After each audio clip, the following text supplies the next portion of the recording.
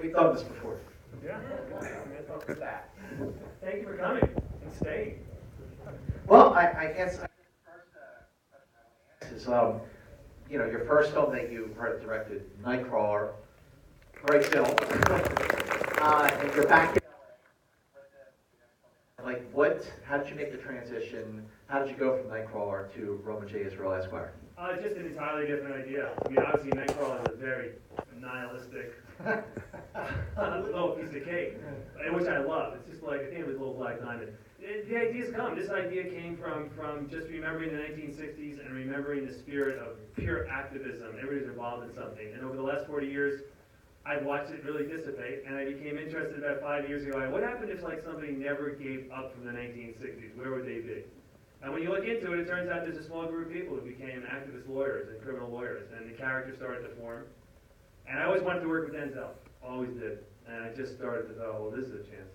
But you wrote this for Denzel. Yeah, so after Nightcrawler, I took a rewrite for money, and then I took myself off the market for a year and wrote this on spec. I was not paid to write it.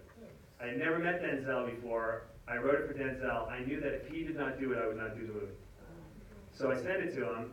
It took a little while to get back, and he goes, come to New York, I want to talk about it. So it was like a week before he started Fences.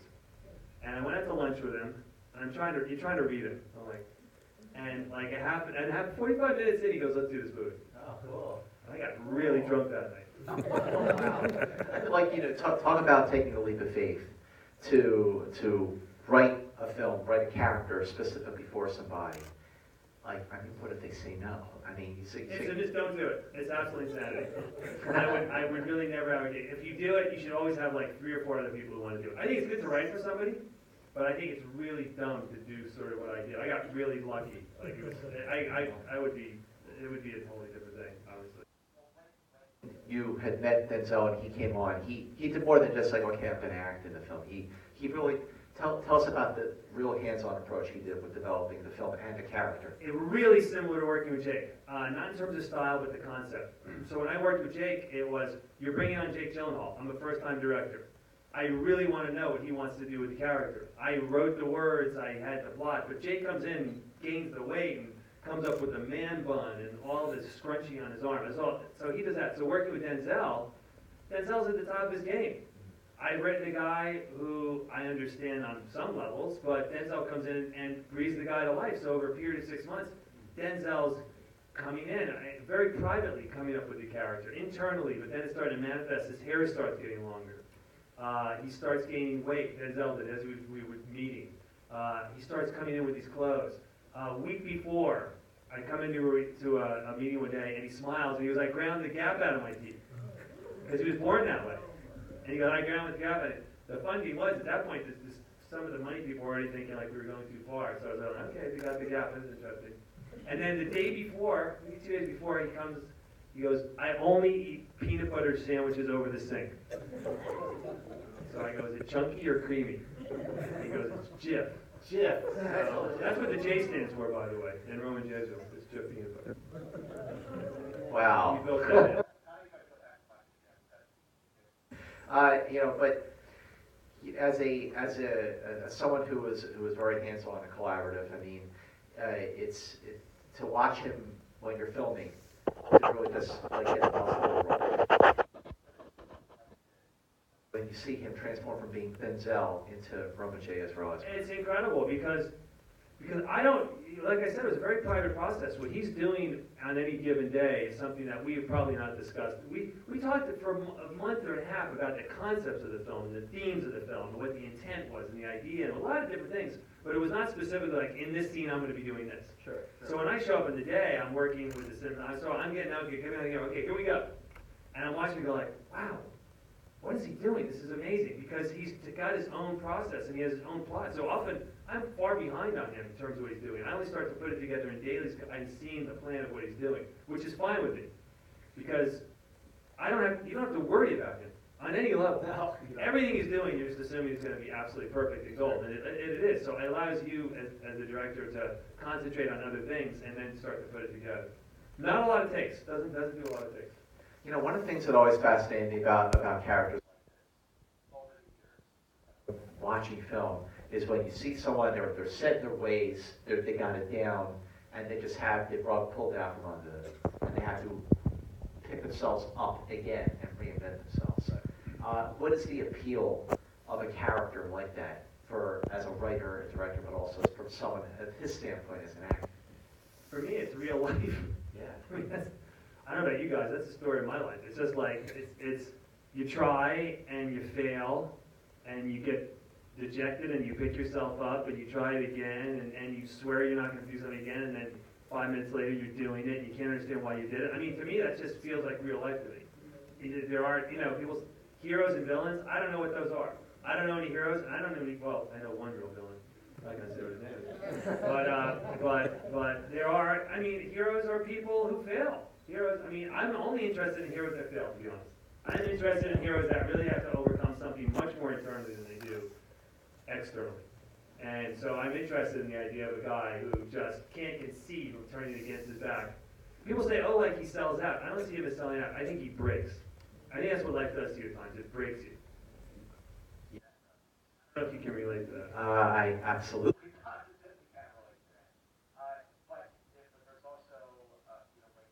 You go to Denzel, you met with him, and then over the course of about a year, because he was making fences and all that stuff, how did the screenplay, how did the story evolve from the one that he signed on to do and the one that you wound up making?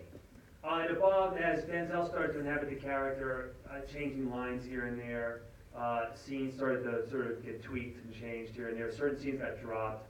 And this was a function of working with Denzel, where we would go, he would say, do we need this? And we'd start to talk about that.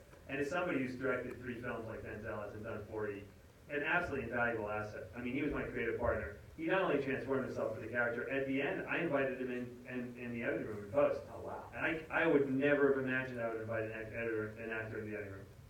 Normally, you literally stand outside with a bazooka saying you cannot come in. Because most actors will not look at anything other than themselves. That's just a fact.